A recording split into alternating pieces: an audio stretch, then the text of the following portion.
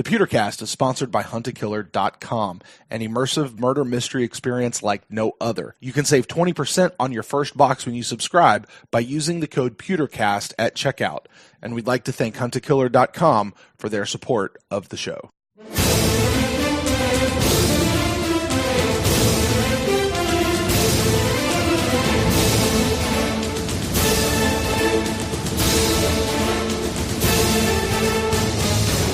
Welcome to the Pewtercast. I am Brent Allen, your host, joined as always by my good friend Ren, the ever-patient Dax. Ren, Buc in the news, Week 1. Here we are, buddy, ready to roll. How you doing tonight? Are we ready to roll? Now I am. And does it qualify as nighttime? The sun is not up yet. All right, at least as we record this.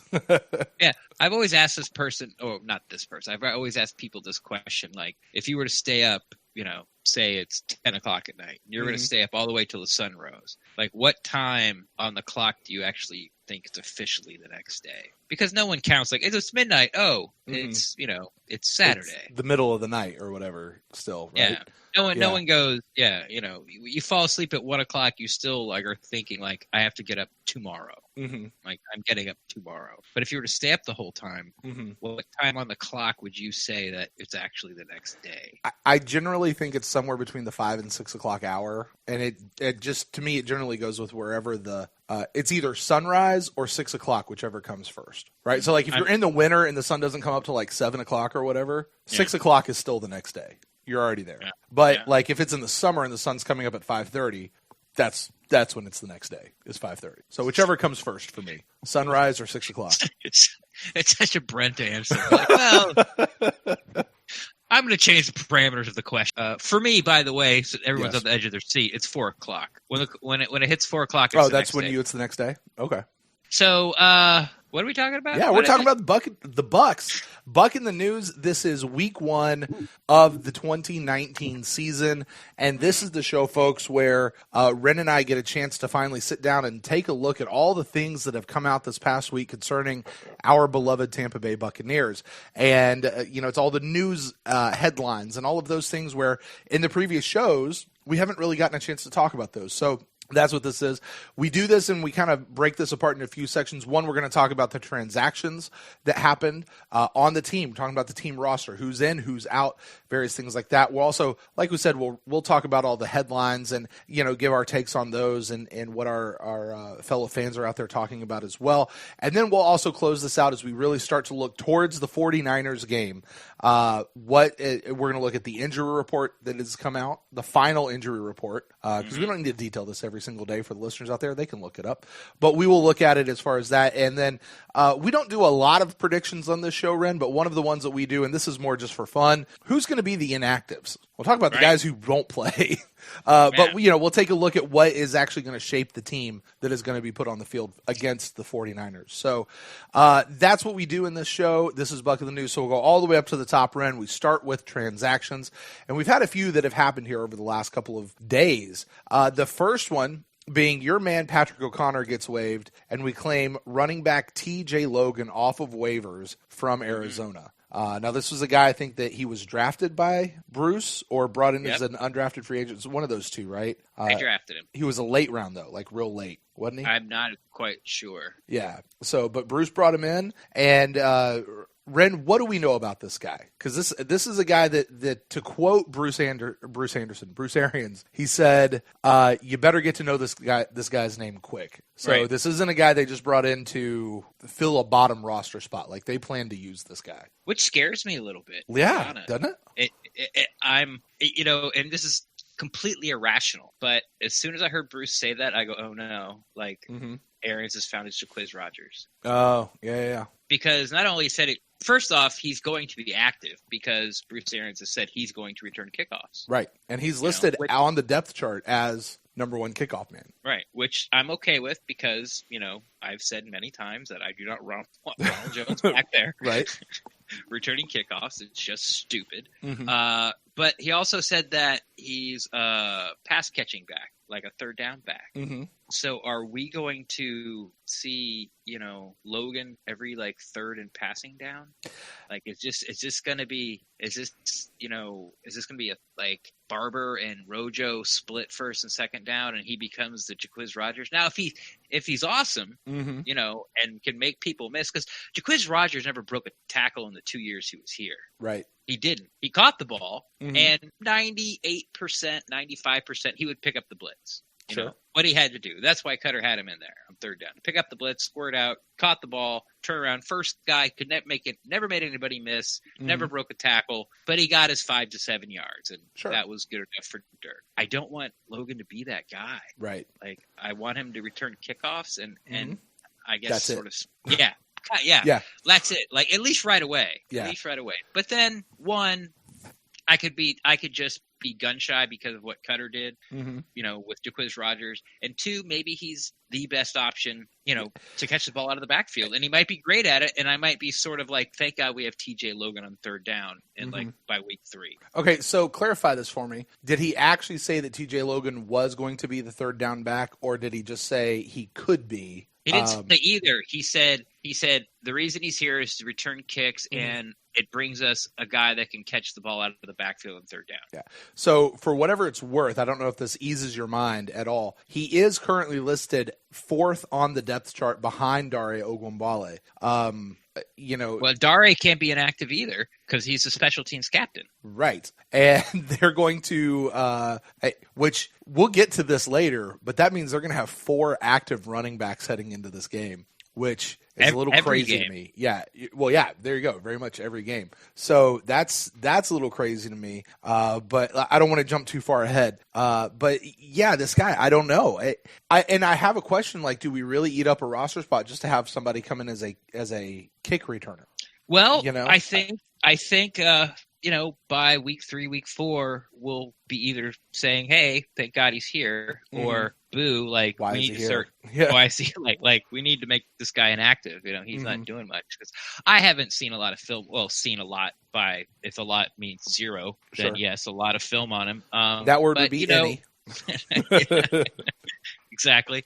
So, but I don't want to just because of my personal preferences on, who I want to be able to be active and who I want to see get the ball more. I mean, we're still in this BA can do no wrong bubble of Buccaneer fandom, at least for me. Sure. Because, he wins. And if he says this guy's here to help us win, then go BA. There we are. All right. Well, we'll see what happens, but we will definitely be seeing TJ Logan in a Buccaneers uniform, active, and potentially could be there in the very first play that the Buccaneers play this season. Be the first Buccaneer to touch the ball. Yeah. So I don't know. Could be the first Buccaneer to score. Yeah. There you go. Could be the first Buccaneer to fumble. Well, wouldn't that be wild? This guy joins the team 4 days ago, and he is the first person to score a touchdown this year. On 103 kickoff return. Wow. Didn't we have somebody break that record? Like, was it Adam Humphries or somebody had a kick return? Or maybe a punt return or something? But it was like over 100-yard return for a touchdown. I don't think so. Anyway. All right. So that's TJ. To make room for him, we released your boy Patrick O'Connor. And so sad. And then we signed a couple of familiar names back to the team, to the practice squad. The rest of this is all practice squad stuff, so we'll go through it fairly quickly because these are guys who won't play. But we brought in tackle Brad Seaton, who was with the team last year. Yeah. Was he active last year? I don't think so. He was just practice squad guy. So I remember from training camp. He's a monster. He's huge. Yeah, he's absolutely huge. Was he? I assume he was here this year, right? In training camp? No, he wasn't. He was in someone else's training camp. Really? Okay. Yeah. All right. I don't remember who, but yeah, they brought him in. Yeah. Well, that would be explain why I don't remember him from this year. Yeah, he's one of the few guys in the team that's taller than Dot. Yeah, he's huge. He is absolutely huge. We also re-signed tight end Jordan Leggett back to the practice squad. A lot of Bucs fans will remember that guy. Surprised? Were you surprised? Yeah, I mean, he seemed like perfect practice squad material to me. So I wouldn't say for what? We got 4 tight ends. Well, more of he played well enough, like bring him back to the practice squad because is it possible that he could still compete with Tanner Hudson to flip-flop those positions or, injury insurance, depth building? 5 tight ends is a lot for me. Sure. I mean, I get it. Like, you don't get rid of good football players, but we are talking about the practice squad, for God's sakes. It's and if he gets practice squad, right? Yeah, and if he gets picked up and and put on someone else's practice squad, you can always just go get him later. Yeah. Fair enough. Well, speaking of 5 people at a single position on the team, when you include practice squad, one of those positions is the running back position, and so we signed this TJ Logan guy. He's on the active roster. But we had Bruce Anderson on the practice squad, running back from camp this year. But we've released him and replaced him with a guy, Tony Brooks James. I know absolutely nothing about this guy, but apparently they liked him better than they did Bruce Anderson. Well, he has some nice, once again, quote-unquote tape for preseason. Like his yards per carry average was off the charts. And once again, this guy, it's another speed guy. Like, so's Logan. Like, these guys are legit, like, NFL fast. Like, yeah, you're fast, but once you get in the NFL, all of a sudden you're not as fast as you thought you were. But these two guys are. And, he made some plays. I don't remember where he came from, Minnesota, maybe? I should have looked this stuff up. But it's our first Buc in the news, and it's 2 in the morning. Forgive me. There you go. But, he flashed a lot for whatever team he was on. And like I said, I think he had like 7.2 yards per carry. Of course, that's padded by one big run, but still, sure. I mean, I'm not sad Bruce Anderson's left, Right. I was just. I know a lot of Bucs fans are. I'm not. I don't personally care once we get this deep into the, into the deal. You describe him as another speed guy, which kind of makes me wonder if he might not be a little more depth insurance or whatever, in case something happens to Logan or doesn't work out there, because we don't want to put Rojo or the other guys back there. So, or just filling out the practice squad. But speaking of filling out the practice squad, we did sign a 10th member. Our practice squad is currently full, and that last person is your guy, Patrick O'Connor. He is back with the team. So they cut him, let him go through waivers, and brought him back. So Mr. Hustle's back. There you go. So that is our weekly transactions. All right, Ren, let's get to some topics that we haven't gotten a chance to talk about throughout the course of the week. Now that the work week is done.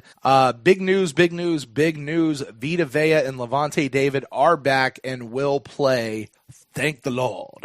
Yep, never had a doubt. You really, because Vita was one of those, they were saying like it'd be like somewhere between week 1 and 3 or 1 and 4 or something like that. You really thought Vita was going to come back week 1? I did. I would have put it over 50%. Like Levante David was almost a lock. Like I would have put it somewhere in the 90s that he'd be back week 1. I think we've known about Levante. Like they said that he is going to play week 1. They're holding him out for the preseason just because they don't want to risk anything. Right. Like I think that was very public information, right? Yeah. They said it once, and I guess some people didn't see it because we've seen throughout this preseason about, is Levante coming back? Oh, my God, is he coming back? But they pretty much said, as soon as he was injured, like, we'll see him week 1. Sure. Vea wasn't quite as crystal clear, and I think a lot of how long he was out for a quote-unquote calf strain sort of scared people. But the news we got after he was injured and he was x-rayed, and I saw him the next day. I mean, his calf strain, he was one of those stupid little push carts with his knee on it. He was on that for like a week. Yeah. But he was out there the next day. You could see the knee brace under his sweatpants, but, he was moving fine. It was just, it was more, he might have even, dare I say, played if it was during the season, or maybe just missed a week. But but I'm glad he's back. I'm really excited to see him next to Sue. We didn't get to see it in the preseason. Right. Oh yeah. You're looking a little giddy. Like, I want to see him next to Sue. I want to see this. I want to see this happen.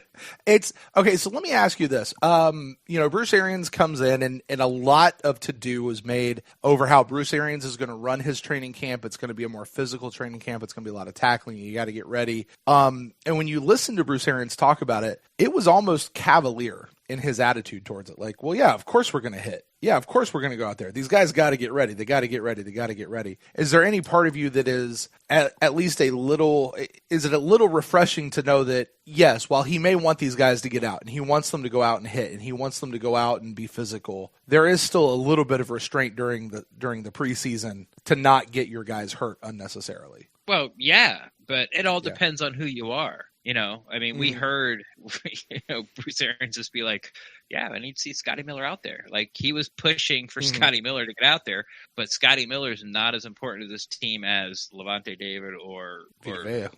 Yeah. So, it's just how it is, All right. The bigger deal you are, the more rope you get. There you go. All right.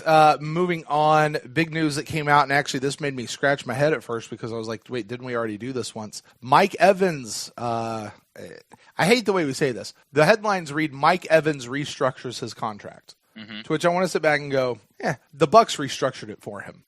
Wait. He had to prove it. Yeah, but I mean, they restructured his contract. Just they shifted. I think it was about $2 million of salary money into bonus money, and it cleared about $1.3 million in cap space, which is going to be kind of that oh crap fund, right? That they're going to use as they go into the season. And you're right, he did have to approve it, but I mean, why wouldn't he approve it? Like the idea that any player would not approve something like this, because it's the difference of you're going to give me the same amount of cash just now instead of later. Okay. It's not that Mike Evans is that swell of a guy and a great team player. No, you're going to hand me the money now, and I don't care what you do with the books later. Like, figure it out. Yeah. Hey, Mike, is it cool? I'm going to write you a check for $2.5 million. Is that okay with you? Okay. Right. Yes. Right. Don't tell my wife. Right. So Mike Evans is, and I didn't look up what the other, and I did go to clarify. This is a second occurrence because they did this back in like May or June or something like that earlier this year. So this is now the second time this year they have shifted money from his salary into bonus or signing bonus or something like that. And effectively what that does is, well, I mean, do you want to explain this? You might know this better than I do, actually. Well, basically what it does, it moves his dead cap money it adds more dead cap money. So they take that $2.5 million and they spread it out over the length of his contract. But if you have a player like Mike Evans where he's not going anywhere, there's no danger of, cutting him 2 or 3, like 2 years early and having like $9 million dead cap money or $13 million cap money, dead cap money. There's a few players on your team that just aren't going anywhere. Like you are a Buc for the remainder of this contract, So that's why they keep going back to Mike, because it's the safest way. Sure. And I think given the years left, this is the equivalent of like, it's less than $500,000 a year. They get added back to that dead cap space. So it's not much in the overall scheme of things, but I think the way like if you look, like say next year, Mike Evans, and I'm just pulling this number out of my head, was due $9 million. Well, his base salary now goes down to 8.5, but on the salary cap, it still counts as $9 million for next year. But effectively what they're doing is and this is what makes this dangerous. And I'm glad that they're taking this incrementally and not doing anything huge with it or going crazy with it, is because effectively what you are doing is you're borrowing from next year's cap or future year's cap to pay for this year. When they do it this way. That's effectively what they're doing, which is kind of weird when you think about the cap. Like, you can roll over money from previous years and you can borrow money from other years. Now it's starting to sound like a timeshare to me. But so that's the only thing, but it's a minimal amount of money. And you're right, Mike Evans isn't going anywhere. Yeah. He's not going to Antonio Brown this thing and get out of here. So, Mike Evans will be around, so it's fine. He's definitely the safest player to do it with. But him or Ali Marpet are probably the two safest players to do that with. Yeah. So that's probably about it. Yeah, right. Right. Don't do it for Cambry. No, until Jameis signs. Sure. All right, Mike Evans is there. All right, let's hear other news. Let's see, we already talked about TJ Logan. Team captains, they named team captains for the year. Good news, Ren. We don't have to wait till like week 6 or whatever it was we had to wait last year. Yeah, that was to the point where, like, I really don't care. I just don't understand why you're not telling me. Right. Like, I really don't care who the team captains are. I don't. But you're not telling me, so now you're making. Yeah, now I want to know, like what's going on. And of course, lo and behold, it was because Gerald McCoy didn't get it, and blah, blah, blah. And Jameis couldn't. They had to try to get Jameis to get it, maybe not, or at least give him. So, and he didn't. But captains for this year are Jameis. He is back as a captain. Mike Evans, Ali Marpet, Levante David, Carl Nassib, and then holding down the special teams captaincy, Dare Ogunbowale, which you referenced earlier in the show tonight, Ren. The only two big surprises on this, all of them make sense, except Carl Nassib was like and then Dario Gombale was a little bit of a not a head scratcher, just a surprise. Like, made you notice a little bit. Who else would it be? I have no idea. I honestly don't pay attention to that much on special teams with all those other guys. So I don't know. So, but good for them. That's fine. A lot seems to be been made this year of, or at least in the media with Carl Nassib of, I guess he's not incredibly friendly to the media at all. Or something of that nature. I was trying to pick up on what they were saying, but apparently he has like a couple of different personalities that he uses. Don't we all? Yes. So anyway, so team captains. Any other thoughts from you on them? Hurrah! Don't care, and they let you know. So now you really don't care. Yeah, it's like, it's fine. Well, it used to be a big deal. The reason it used to be a big deal is because the team captain was the person who would decide to accept or decline the penalty. Mm-hmm. That's why you needed one on special teams. Mm-hmm. Because if there was a penalty on special teams, the ref would go, hey, Dari, come here. Here's the situation. But now they just take that out. Right. They turn to the coach and look at the bench. So now it's just sort of a ceremonial thing. It's just so you can have a C on your shirt. Like, it doesn't really mean anything as far as the game itself. Right. So yeah, I mean, it's okay. I don't have a problem with any of the picks. Whatever. Right. I did see a little bit of people acting surprised that Devin White. Oh, Devin White. No, yeah. White didn't get it. But I didn't even, when I heard the captains, like, that didn't even flash my mind at all. Mm-hmm. I did. He's a rookie. No. Not to say that a rookie couldn't get it, but yeah, sure. All right. I don't get it. Moving on. This has been news. This is less Buck centric, but it kind of relates. Quan Alexander is returning to Ray J for his first game. He will be playing. And I got to tell you, Ren, I couldn't care less. See, this is gonna be like the tag for the show. Right. Buck in the news. I couldn't care less. Download now. Who gives a shit? No one. I'm there with you. I don't care. I don't. Yeah. The only one I care about is McCoy, and I hate myself for caring about it. Wow. Now, why do you care about it for McCoy? Because you just want to see us mop the floor with him, or it's going to bring a tear to your eye that he's back? You're ready to? No, I'm so ready, and this is really mean, and I just want to see him fail so badly. Okay. I do. God, I want to see him fall right on his smug face so badly. God, I just gets under my skin. But I've said it so many times. It's like, yeah, we don't have to go down that route again. When you start picking apart Gerald McCoy as a person, like you should be like just moving on. Like you don't. That's not somebody that you should take pot shots at. But God, just ugh. Now I see why people hated Tim Tebow. Just shut up. Like ugh.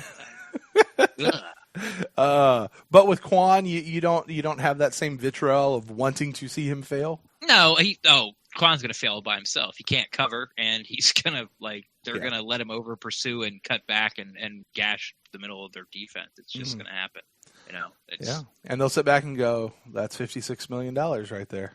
Which, I mean, he'll at the end of the year look at his stats and go, "Okay, that's pretty good." Pretty good. Yeah. But apparently, their other linebacker is supposed to be, really good. Yeah, like one of those people that no one knows about, but it's really sort of the star back there, kind of like their own Levante David. Mm-hmm. Like Quan, is out there, in the spotlight running around, and then you got their version of Levante David, who's the one who's actually good. All right, so Quan is returning. Yeah, it's really just one of those I mean, you think San Francisco's going to introduce the defense, and do you think the fans are going to boo or cheer him?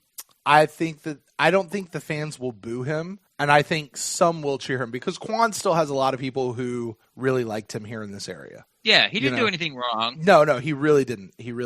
Aside from shoot the wrong gap, he wasn't nearly as good. He just wasn't nearly as good as we all thought he was or talked about him. Yeah, I mean, but we wanted him to be better, right? Like we really did. Like we were very much pulling for him. Yeah. So, just, there's no way you can cover Kamara or Freeman or McCaffrey. Yeah, So yeah, we'll see. You got to go, son. But let's just remember he has a tattoo with his Buccaneers jersey on his body for the rest of his life. So I forgot about that. Yeah. Does it say Bucs or does it say 58? No, it says Bucs. It? Yeah, it's a pretty good representation of the photo that was taken that day, and what happened. So remember that old Snickers commercial? Which one? The guy, it was in the locker room with the guy had a whole back tattoo of the Stallions. So basically like a Bucs logo, our flag. And he's like, yeah, Stallions. They're like, you've just been traded to St. Louis. And he's showing it off to everybody in the locker room. Anyway. All right. Ren, I've got one more piece of news that I was able to pull out. And I'm sorry I didn't do this in pre-show with you. I just remembered about this while you were away for a second. The Buccaneers apparently have been number one for the past 2 years in fan technology. I didn't even know that this was a thing that they rated or ranked. But this year they rolled out, they're going to start using this Intel TrueView system that brings replays into like a 360-degree perspective. Like it's something like you almost see on Madden. They're going to be using 38 5K ultra high def cameras that are going to kind of make it look like the Matrix movie, like with the bullet time thing where it'd stop and like spin around so they could see it. And like apparently this was like a big deal. They held a big press conference about it, got all the media out to show it to them, and like, oh yeah, but we're not going to start using it till November. And oh yeah, we're not going to use it for instant replays. We're just going to use it for drive recaps and halftime packages. Okay. I don't know, man. It was big enough for a press conference, Well, they talked about their food and they talked about other stuff and apparently did you see those pirate glasses? I did, yeah. Those look pretty cool too. I mean, because we're talking about now, I guess the fan experience at Ray J, right? Right. Yeah. How many of those are you going to get, and are we going to get rich selling those on eBay? Are they going to be unique to each game? Because I don't think so. No. Then I might get 7 over the remainder of the season. Because last year why 7 not 8? Because we only have 7 home games this year at Raymond James. Oh, I don't think they're no, they're all the same. So every time you buy a drink, you get the cup again. It looks glass. Yeah. Like frosted glass, and instead of being remember the old Coca-Cola cup, the classic glass? Yeah. It looks like that, but on one side it's got it's got the imprint that's poking out of sort of the front of the skull on the pirate ship. Right. Okay. It looks fun. I'll be interested. Where are they? Do you know where this is? Can you get them anywhere, or do you have to get them at the bar or something? Yeah, I don't know. Yeah, I don't care that much. So, what? Do what? You're throwing away $1 million on eBay. We can charge $20 for those, easy. This suddenly sounds like a Mark Cook retirement plan you got going on here, Ren. There we go. I got to call Chris pretty soon. Yeah, because I've stolen 8 cases of Buccaneer Souvenir Pirate Cups, and apparently I overestimated the market out there. So I'm going to call Chris. There you go. All right. Hey, we should call them. Make sure they send us a check for that plug there. It's Chris Garrido. Yeah, I'm sure they'll get right on it. All right, Red. That's all that I had. 50 cents. Right. That's all that really came out. It seemed like a very low week as far as news went for the team. Well, it is because but it's week 1. And we haven't played a game yet. All the questions that we needed to ask Bruce Arians have been asked weeks ago. Right. Right. Same thing with, Byron Leftwich and Todd Bowles. They had their press conferences. There's nothing you can ask him. We just got to play Sunday, and then we get then we have all these new questions for you. Why'd you do that? Why did this person be terrible?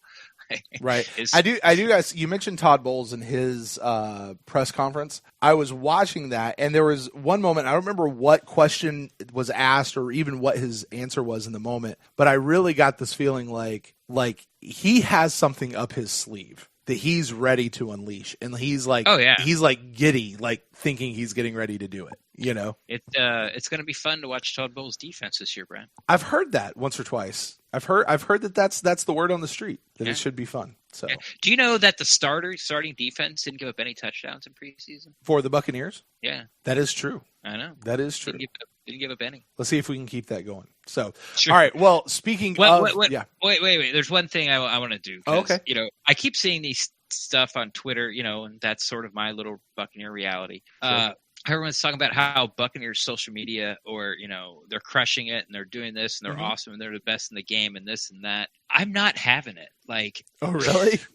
Well, it's I get an alert on my phone. It's like, hey, watch the press conference live, and I click on it, and it doesn't. I can't watch it. It freezes like every 2 seconds. Like it'll talk for 2 seconds, it'll freeze for like 5, then it'll talk for 2 seconds, and it's been like that since the preseason. They don't do it on Periscope anymore, so I can't watch it on Periscope. I have to watch it through their app or on Buccaneers.com.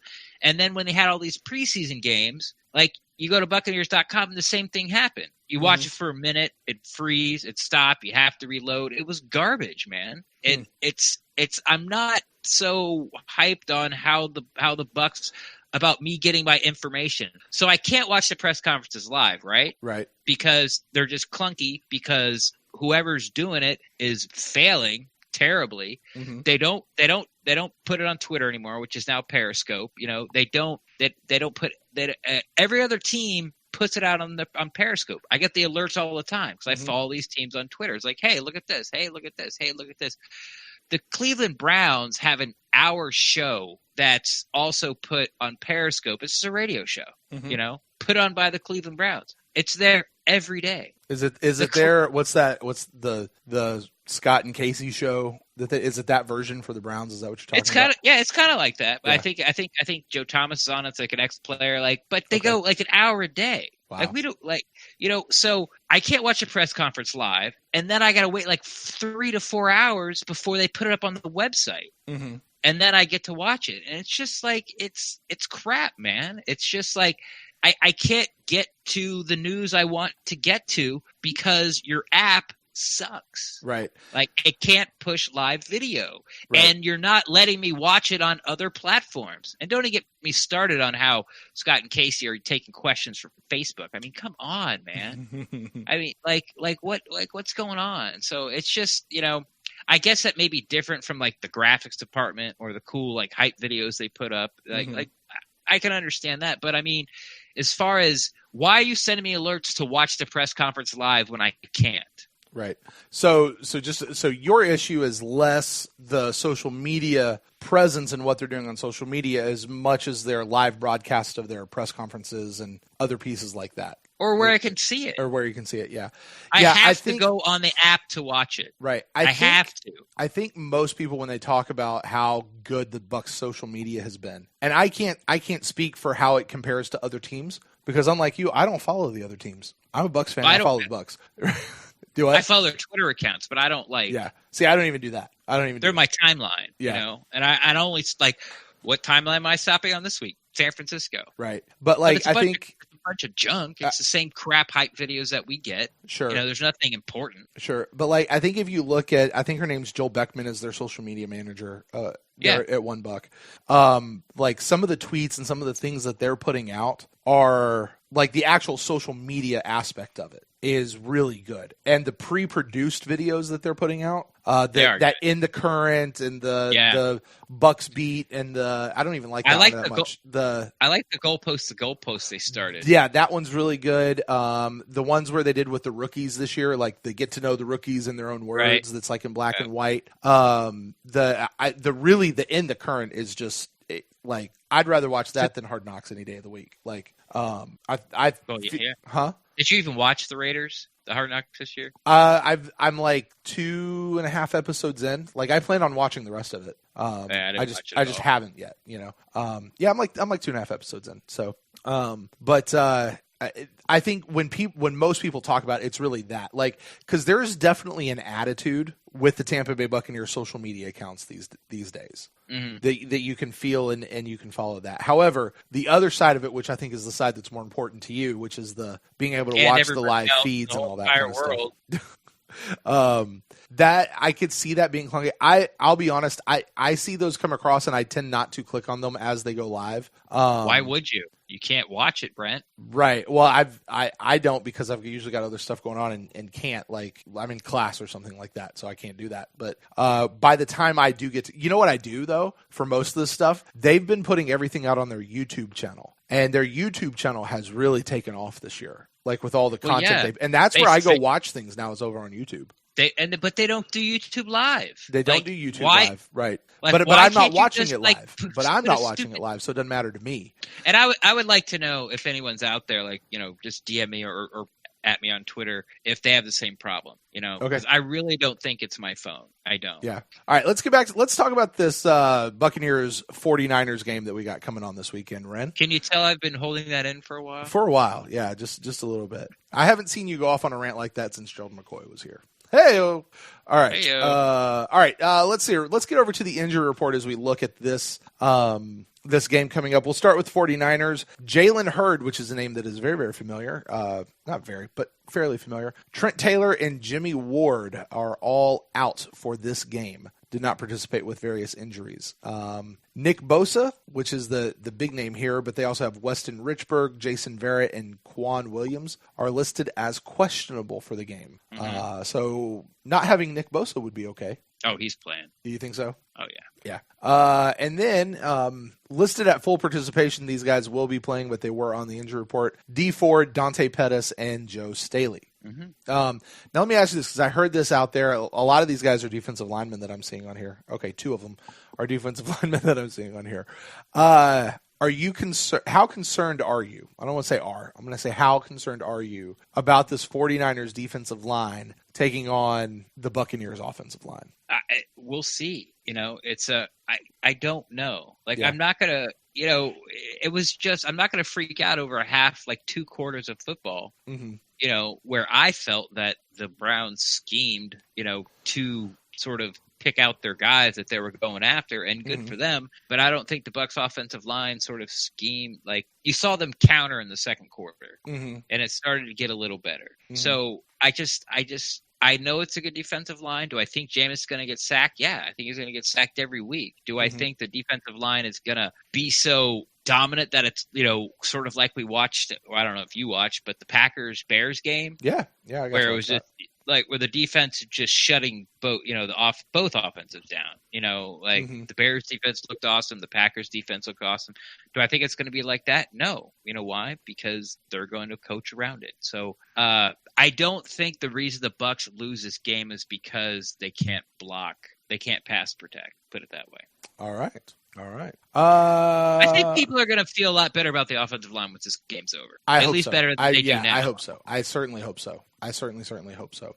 All right, Buccaneers injury report. Justin Evans still out with that. This one is listed as an Achilles. Yeah, this is an Achilles. Has it been the Achilles? Well, it's been his Achilles since he came back.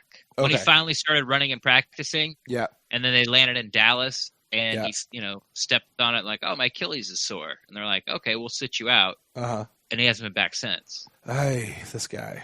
All right, so he is out. Blaine Gabbert is out with a left shoulder. Neither one of them participated all week. So those 2 guys are out. Mike Evans is listed on the injury report as questionable. He was out on Friday. He played, I guess he participated the rest of the week. With an illness. He's just got a little bug going around. He picked that up from Damone Harris, who had it earlier in the week, who did not participate on Wednesday, but he was full participation for the rest of the day, for the rest of the week. So it would seem that this bug is just a 24-hour bug. Right. So hopefully Mike Evans is going to go. You know, I think we can probably fairly say with some confidence he probably will. And then the rest of the injury report for the Buccaneers is clean. Everybody else is full participation. Everybody else is ready to go. Yeah. So that's a pretty damn good injury report as far as the Buccaneers are concerned. So, Red, I will put it to you, predicting the inactives for this game. Who will not play? Who are the 46 guys who are dressing up? I'm not asking you to list all 46 guys, but who is sitting out this game?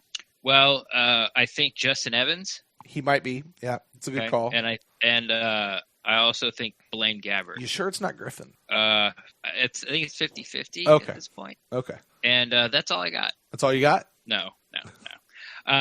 Let's see.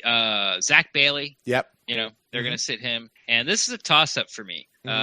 Usually what they do is they'll have their 5 starters and they have 2 guys go. Sure. 2 backups, you know, are active. So basically you have your choice between Bailey or Watford because they're the guards. Right. So I'm taking Bailey. And the other one's going to be the new guy, Gerald Hawkins or Caleb Benenoch. Now, I am saying Hawkins because of the amount of time he's doing with the team. Yep. But if it ends up being Caleb Benenoch, you wouldn't be surprised. I don't think he's going to be on the team that much longer. Right. Yeah. As soon as he starts being inactive, I like Beninock watch. Well, like what did Jason Light, quote unquote, told Dean Beckles he's getting, trade offers for Beninock. Trade him. Yeah. But so I've got. Do you Bailey believe that? Do you believe that? I don't believe a word that comes out of Ian Beckles' mouth. Right. Bailey, it's no offense. He just doesn't follow the team. Right. He just doesn't know what he's talking about. To fans like us, right. To the hardcore fans, right. The Petercast listeners. If you listen to Petercast, you know more about the team than Ian Beckles. Period. End of story. Damn. It's true. Yeah. It's true. Yeah. It's true. Listen to his pod. Doesn't even know who the backup guard is. He thinks it's Beninock, by the way. Right. He only went to. He only went to what? He only went to like six. He only went to what? 6 practices. I don't know. I already talked about it. I'm only the afternoon drive guy for the sports station. Mm-hmm. What should I know about the team? All right, so you got 4 guys there, Ren. I need 3 more. Check out my other podcasts where I talk about weed and food. Sounds like a good podcast for me. Yeah. Oh, the food part. Jack Sitchie. You think Jack Sitchie? Okay. I do. Previously ill, Damone Harris. Oh, you think both of them? Harris is an outside, Sitchie's an inside. Oh, okay. Well, still. Okay. Yeah, so both of them, yeah. Yeah. Okay. and then the prodigal son, Tanner Hudson. Really? Okay. All right. Yeah. I am with you on Gabbert, Evans, Bailey, and Hawkins, and I'm with you on Tanner Hudson. I think he's out. But I actually was I put down. I was between Jack Sitchie and Damone Harris, and I put down Damone Harris just because of him having the illness earlier this week. But that's the only reason. So if you want to switch it over to Sitchie, and I know you're going from inside to outside, that's fine. They're both third string guys. They're both listed third in the depth chart in their respective positions. It could be either one. I don't think it's both, though. I think because they talk about Jack Sitchie being a special teams guy, and he's a guy who contributes a lot to special teams. So that was the other reason. But it came down between me after listing Damone Harris because of the illness. It was between Jack Sitchie and Scottie Miller, and I sat Scottie Miller. And said I had Scottie Miller, and I crossed him off. Yeah. I had him. I actually wrote him down and then crossed him off. Is that your own personal? You want to, or you legit thinks he's going to be? Well, you look at it, and it's it'd be really nice and easy to scratch one of the running backs. Right. You know what I mean? Yeah. It's like but I can't. But there's a role for all 4 of them. Yeah. And they're really light on an interior defensive lineman. It just becomes so you're not scratching Rojo or Nacho. Yeah, there's no one. These are kind of it. Yeah. And the other spot that's heavy besides tight end is wide receiver. So I could really see Scottie Miller because I wrote him down, but and I kind of get the feeling they think he's not ready yet. So I would not be surprised if he's inactive. That's exactly what I get the feeling for. But they love his speed, man, and they want him out there, and he's a big play guy. So I went with I actually scratched him out and put Tanner Hudson. Mm-hmm. I think if Bobo didn't return punts, they would keep Scottie Miller over Bobo. Exactly, because Bobo, of his big playability. Right, but Bobo does return punts, so that's going to keep him active. And that's what we have there. All right, Red. All right, well, that's really going to be it for our first Buck in the News show, week 1 here of the 2019 season. Ren, before we get out of here, I'll give you a chance. Any final thoughts as we look towards this 49ers game this week? If it ends up being my phone, I apologize to the Buccaneers streaming service. I feel like it started last year. Like I didn't mark it down on my calendar or something, but it needs to be fixed. And sort of the silence coming out of One Buc or Advent Health Training Center, it just kind of feels like a slap in the face. It just does. It's not that hard, and you're consciously taking away other options I can view it because you want me to click on your app. Right. And I don't really understand why. Like, I don't know. Like, they're not showing their numbers, or maybe they're showing the numbers to their advertisers, and that's why. because there are banner ads for Chevy and banner ads for, hey, thanks Advent for giving us $40 million. Yeah, Look, and for Advent. Yeah, people saw your banner ad. Or, and there's all those commercials too, which, that gets me too. It's like you click on it, and then you get like a 15-second commercial, and then you miss like the first 15 seconds of the press conference because I'm watching something about Chevy trucks or something. Do they? You have to watch those before they go live? Yeah. Wow. You have to, and there's no like leave early. There's no, and a lot of times too. Yeah. The commercial will play, and then it won't load the press conference. So you got to back out of the app, clear it out of your phone, and then watch it again. Yeah, and then sometimes, guess what? It won't load again. So you got to do it a third time. Usually by the third time, you don't have to watch the commercial again. Thank you so much. Right. Yeah. So I don't think we should do these late night ones anymore. Yeah, probably not. Let's do our best to avoid them at all costs. But Ren, why don't you tell the folks where they can get a hold of you on the internet out there and let you know if it's your phone or if you have a legit complaint. Sure. Best way to find me is on Twitter at Rendax, REN_DAXT. I'm always down to talk Buccaneers football, but if you have a question or something you don't want to put up there on Twitter sphere, feel free to DM me, and we can talk Buccaneers in there as well, too. However you want to say it. If you guys want to get in touch with me, I am at Brent Allen Live across all the social medias and the show. You can find us on Twitter and on Facebook at the PeterCast. And if you've got thoughts on anything we've talked about, or if you want to send in your thoughts on the game coming up this weekend, either before or after the game, please feel free. That email address is thepewtercast@gmail.com. You send those in, we will read them on an upcoming episode of the PewterCast. We'd just like to thank our patrons who have been so diligently supporting the show, and thank you for staying with us through the offseason. You guys are amazing. And as well, don't forget your 20% discount at huntakiller.com when you order your first box using the code PewterCast. Well, Ren, that's going to do it for us tonight, buddy. The next thing that we have is a ball game. We are playing real meaningful football. This one counts. And listen, I think we're going 1-0 coming out of here after this week. I think so too. Yeah. I think so too. I think our defense, like you said, Todd Bowles has got something for these guys. And hey, I think it's going to be really fun to watch Todd Bowles' defense. That's going on the next round of T-shirts we got there. So, all right. I just don't. And even though San Francisco's, front four, front seven, they don't have anybody that can stay with that receiver. So I think we're going to put some points up. All right. Well, we should see a good game, Bren. But until then, we'll just go ahead and close the show out as always, cheering for our guys, our beloved Buccaneers. Go Bucs!